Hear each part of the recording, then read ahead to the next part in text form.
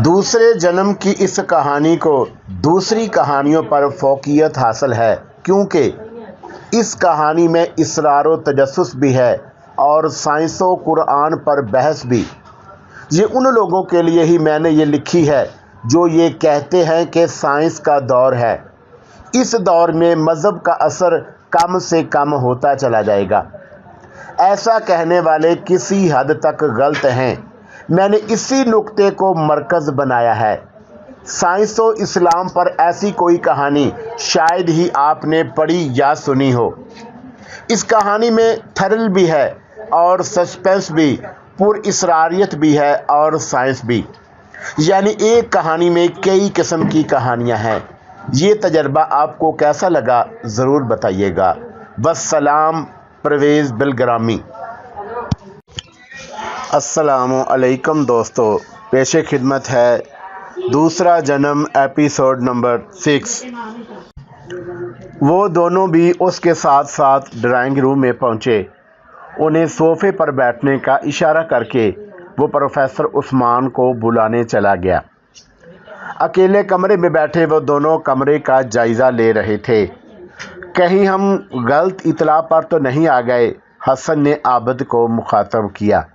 नहीं, इतला सही है, हम बिल्कुल सही जगह पर आए हैं, आबिद ने सर हिलाकर कहा और कमर में उड़ते हुए फौजी रिवाल्वर को निकालकर टेबल पर रखते हुए बोला। प्रोफेसर उस्मान की आमद गैर मुतवक्का ज़रूर है, मगर अभी उसने इतना ही कहा था कि प्रोफेसर उस्मान और गुलाम रसूल कमरे में दाखिल हुए। उन्हें देखकर वो दोनों खड़े हो गए। जनाब, हम अपने सरदार का खसूसी पैगाम लेकर आए हैं, ये कहकर हसन ने अपने मोज़े में हाथ डालकर एक तय किया हुआ ख़त निकाला और उसे प्रोफेसर की जानब बढ़ा दिया। प्रोफेसर ने कागज़ की तय खोलकर ख़त पढ़ना शुरू किया।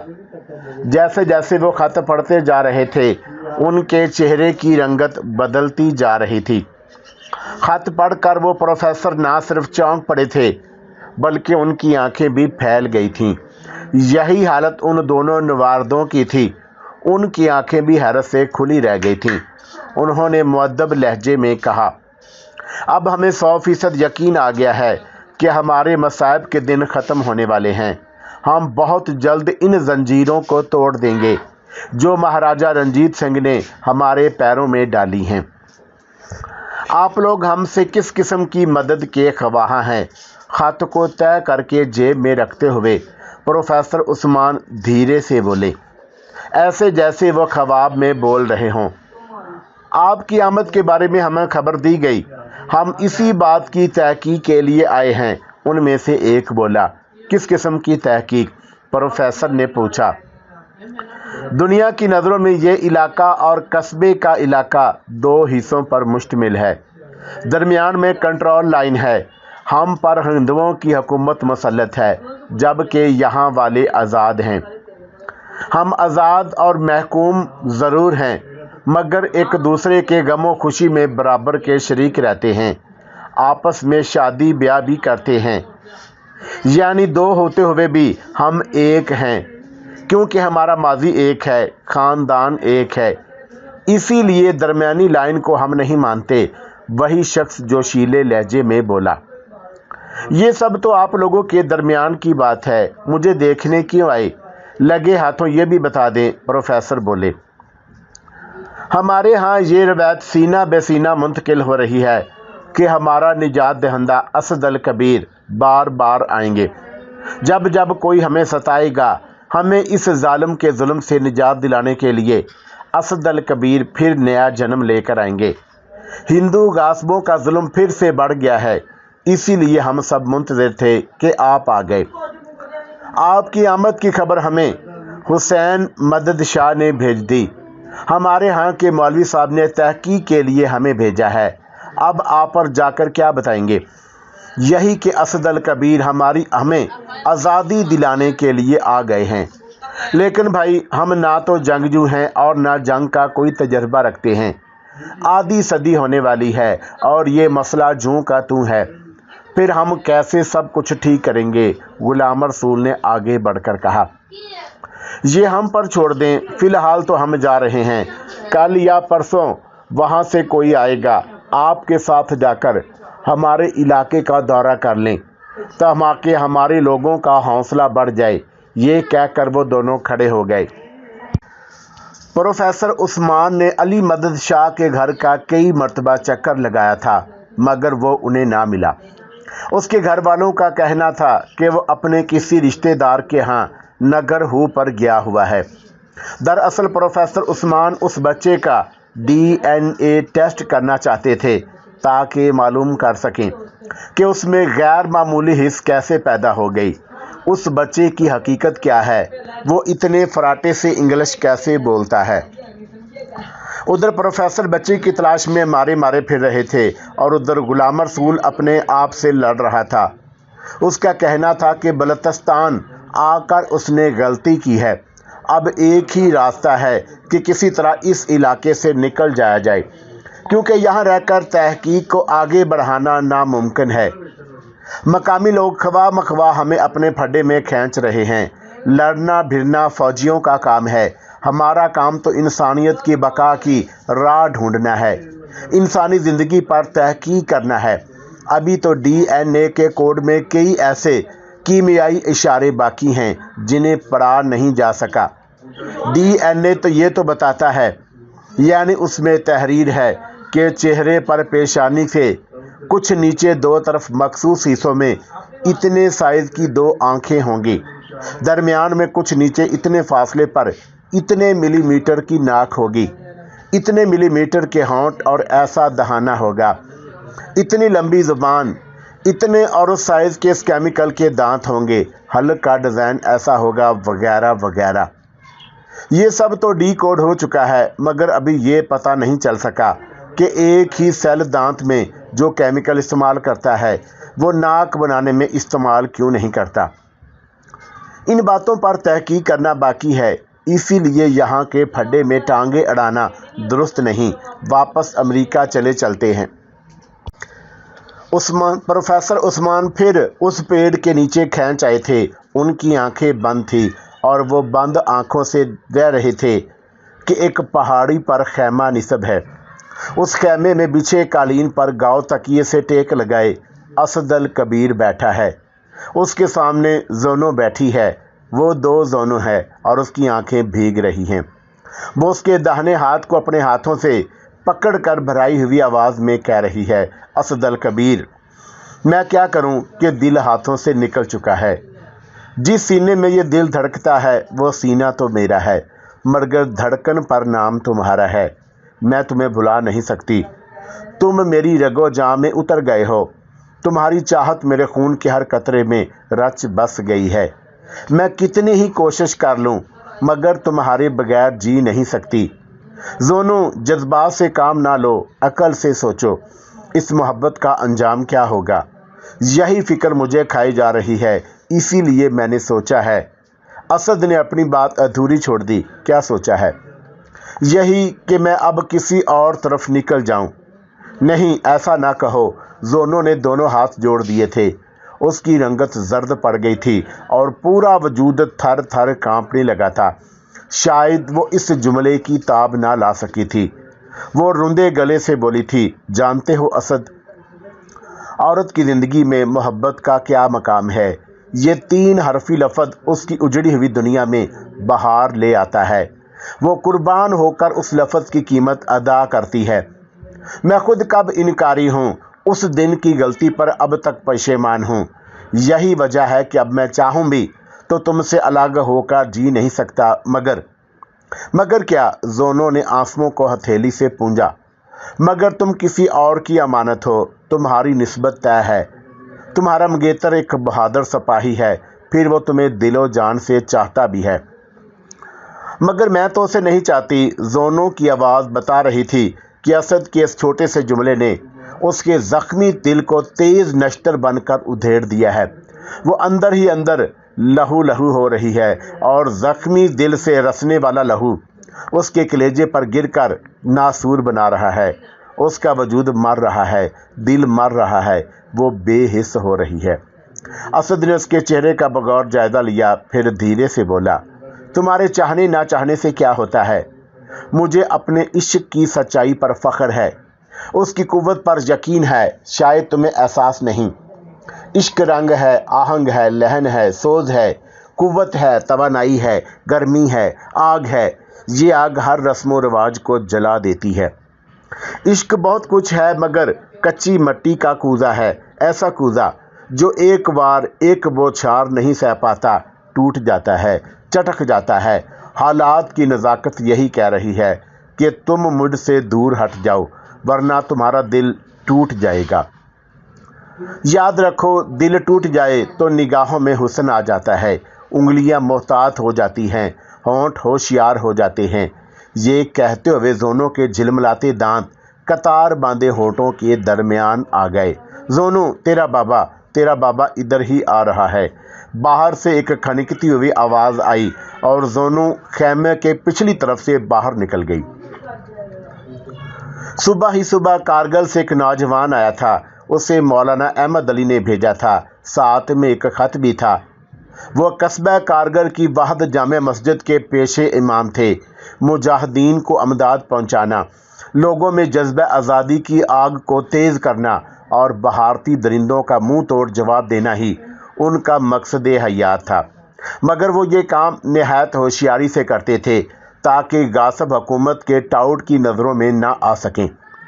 انہیں ننگار سے خبر ملی تھی کہ اس علاقے کے لوگ جس شخص کی آمد کے منتظر ہیں، جو آ کر ان کی قسمت بدلے گا، یعنی سینہ بسینہ چلنے والی روایت کا ہیرو اسد الکبیر، وہ آ گیا ہے۔ بس انہوں نے اس موقع سے فائدہ اٹھانے کا سوچ لیا۔ انہیں یقین تھا کہ اگر وہ ایک اشارے کر دے تو پورے علاقے کے لوگ اٹھ کھڑے ہوں گے، اسی لیے انہوں نے خط لکھ کر پروفیسر کو بلایا تھا اور اب پروفیسر سید علی نامی اس نوجوان کے ساتھ وہاں جانے کی تیاری کر رہے تھے۔ وہ گھر سے نکلنے ہی والے تھے کہ عین اسی وقت اس کے ذہن میں اس لڑکی کی تصویر منعکس ہوئی جس کے دانت بات بے بات قطار باندھے ہونٹوں کے درمیان آ جمتے تھے۔ وہ اس کے ہونٹوں کی گلابی پن کو یاد کرتے ہوئے زیر لب بولے، زونو، آپ نے مجھ سے کچھ کہا؟ سید علی نے پوچھا۔ جی ہاں، پوچھ رہا تھا کہ یہاں سے بارڈر کتنی دور ہے؟ غلام رسول نے سرگوشی سن لی تھی، اسی لیے وہ اس پر پردہ ڈالنے کے لیے بولا۔ وہ بارڈر نہیں ہے، سید علی تقریباً چیخ اٹھا، وہ ظلم کی لکیر ہے، نا انصافی کی ریکھا ہے، ایک ایسا آگ کا دریا ہے جس نے ہمیں بانٹ دیا ہے۔ سید علی کا چہرہ جذبات کی حدت سے سرخ پڑ گیا تھا، کہیں بات بگڑ نہ جائے، اس خیال سے پروفیسر نے کہا، تم غلط سمجھ رہے ہو، ان کا بھی یہی کہنا ہے، الفاظ پر مت جاؤ، جذبات پر غور کرو۔ چلیے، اسد علی نے سپاٹ لہجے میں کہا، شاید اس کا دل ابھی تک صاف نہیں ہوا تھا، کدورت کی گرد باقی تھی، غصے کا ابال کم ہوا تھا، ختم نہیں ہوا تھا۔ پروفیسر عثمان علی کو لے کر باہر آ گئے۔ باہر پورچ میں لینڈ کروزر کھڑی تھی مگر اس پر نمبر پلیٹ نہیں تھی۔ پروفیسر نے لینڈ کروزر کے نزدیک پہنچ کر جائزہ لیا، گاڑی بالکل نئی تھی، اوبڑ کھابڑ اونچے نیچے راستوں پر سفر کے لیے نہایت موزوں تھی۔ شاید آپ اسے جاپانی لینڈ کروزر سمجھ رہے ہیں، سید علی نے ہنس کر کہا۔ ہاں، غلام رسول نے اثبات میں سر ہلا کر جواب دیا۔ نہیں، یہ ہندوستانی فورڈ ہے، باڈی میں ہلکی سی تبدیلی کی ہے۔ یہ کہہ کر علی اسٹیئرنگ پر بیٹھ گیا اور اس کے برابر میں پروفیسر بیٹھے۔ غلام رسول نے ہاتھ ہلا کر الوداع کیا اور گاڑی بھاگنے لگی۔ اس کا رخ کنٹرول لائن کی طرف تھا، جگہ جگہ گولہ باری کے نشانات تھے، آدھ جلے پیڑ، جھلسی ہوئی چٹانیں اور گرے ہوئے مکان خاموش زبان سے ظلم ناروا کی کہانی سنا رہے تھے، کہہ رہے تھے کہ دیکھو دیکھو اونچے مکانوں کے نرم بستروں پر سونے والوں، ہم پاک سرزمین کا حصہ ہیں پھر بھی ظلم کا شکار ہیں۔ وہ ہمارا جینا عذاب کیے جائیں اور تم ان کے چینلز پر وقت برباد کرتے رہو، رقص و سرور میں ڈوبے رہو، تمہیں کب ہوش آئے گا؟ تم تو طارق بن زیاد بن کر آگے بڑھنے والے تھے، پھر تم میں میر جعفر اور میر صادق کی روح کیسے گھس آئی؟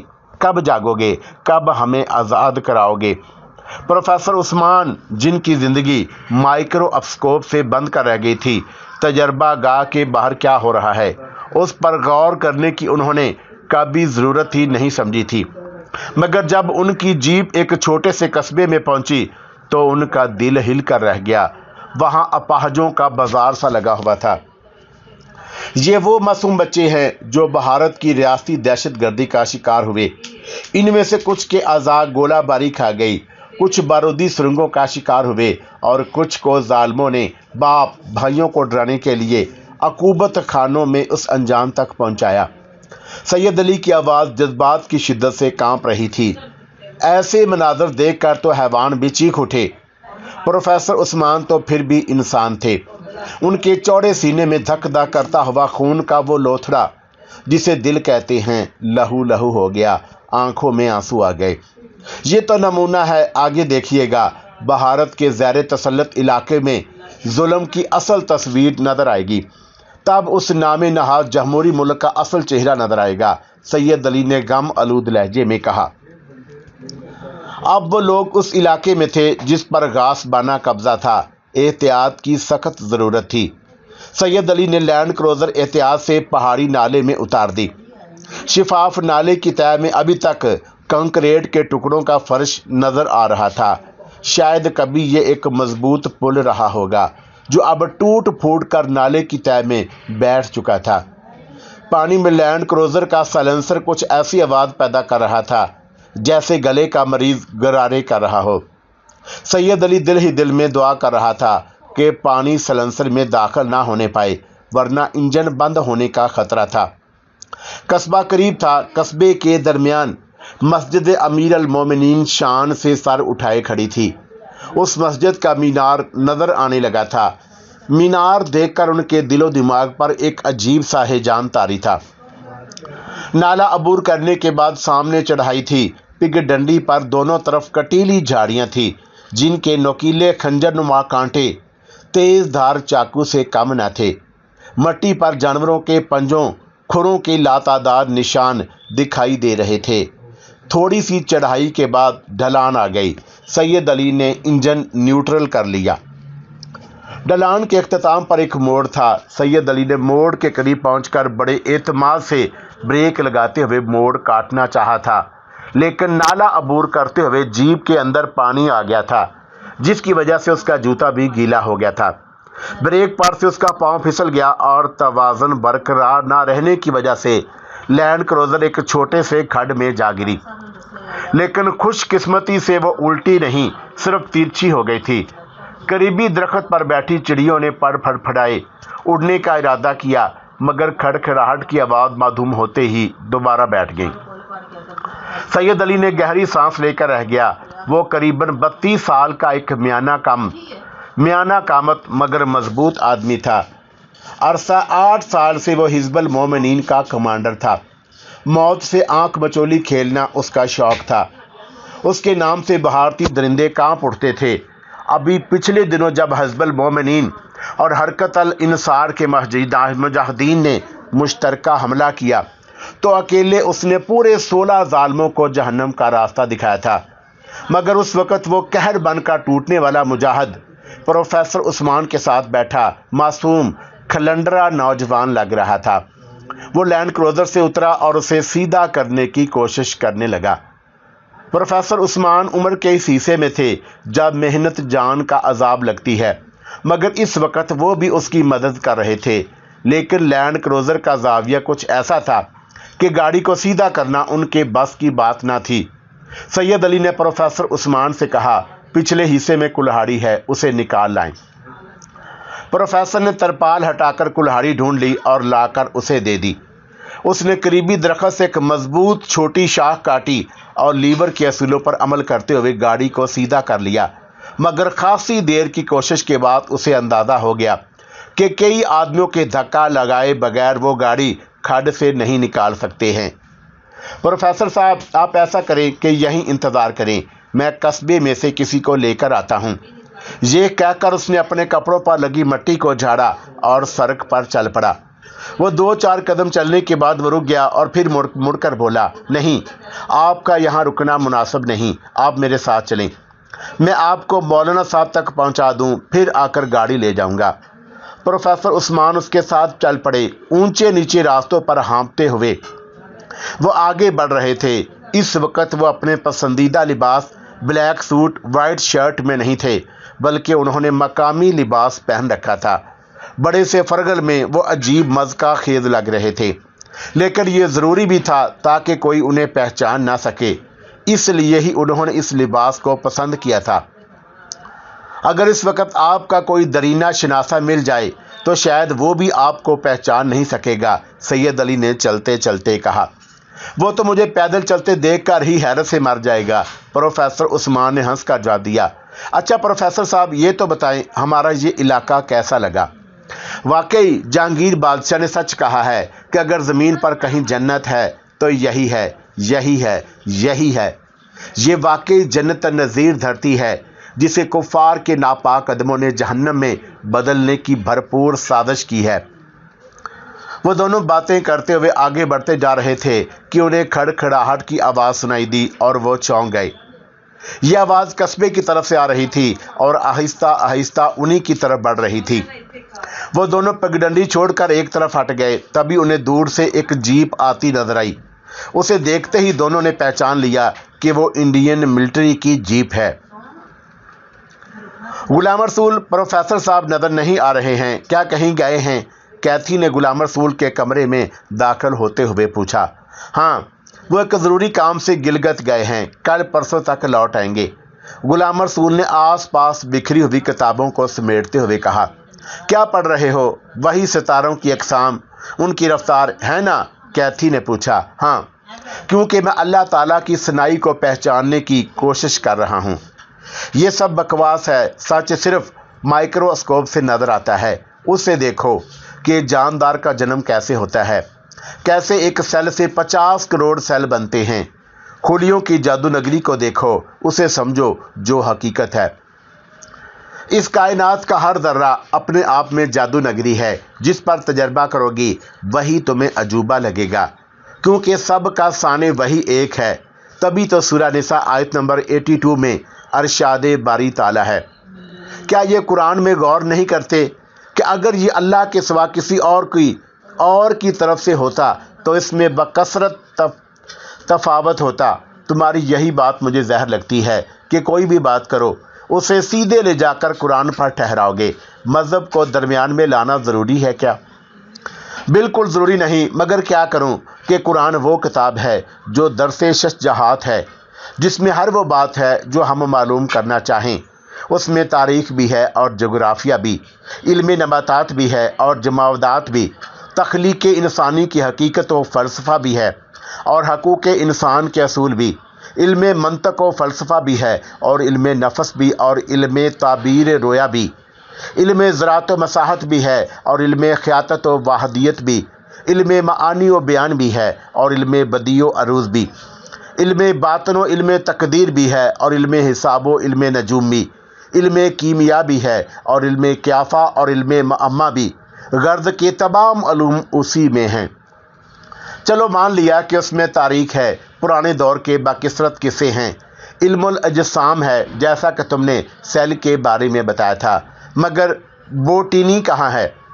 آنکھیں کھول کر پڑھو، وہ بھی مل جائے گا۔ سورہ واحد کی 3 آیت، اللہ نے زمین پر ہر قسم کے پھلوں کے جوڑے بنائے، یا سورہ یاسین کی آیت نمبر 36، پاک ہے وہ ذات جس نے تمہیں زمین پر اگنے والی ہر چیز کے جوڑے بنائے، اور خود ان لوگوں کے بھی اور ان چیزوں کے بھی جن کو یہ نہیں جانتے، یا سورہ حجر آیت نمبر 22، ہم ہی بارور کروانے والی ہوائیں بھیجتے ہیں۔ مکمل آیت قرآنی میں دیکھیں، آخر ذکر آیت کے معنی پر غور کرو، بادل اور بارش کو ہوائیں ایک جگہ سے دوسری جگہ لے جاتی ہیں، کیونکہ وہ ہلکی ہیں، اس لیے لفظ اٹھانا عام نظروں میں صحیح نہیں ہے۔ اس لفظ کا صحیح مطلب شاید نباتات کے ماہرین بتا سکیں، کیونکہ زرگل ان کی دریافت ہے۔ بوٹنی کے مطابق درختوں اور پودوں کی باروری کے لیے زرگل کی ضرورت ہوتی ہے، اور وہ بعض اوقات ہوا ہی کے ذریعے صحیح جگہ پر پہنچتا ہے۔ خوبانی، صنوبر، انار، سنترا اور کپاس کی مثال زیادہ واضح ہے۔ جب زرگل تیار ہو جاتا ہے اور کلیاں کھل جاتی ہیں تو نر پھولوں کا زیرہ ہوا उससे उड़कर खुद ब खुद मादा फूलों के बगीचे में जा गिरता है। समझी मोहतरमा, इसीलिए लफ्ज़ ले जाने की बजाय उठाना इस्तेमाल हुआ है। गुलाम रसूल ने कैथी को दलाल से कायल करने की कोशिश की।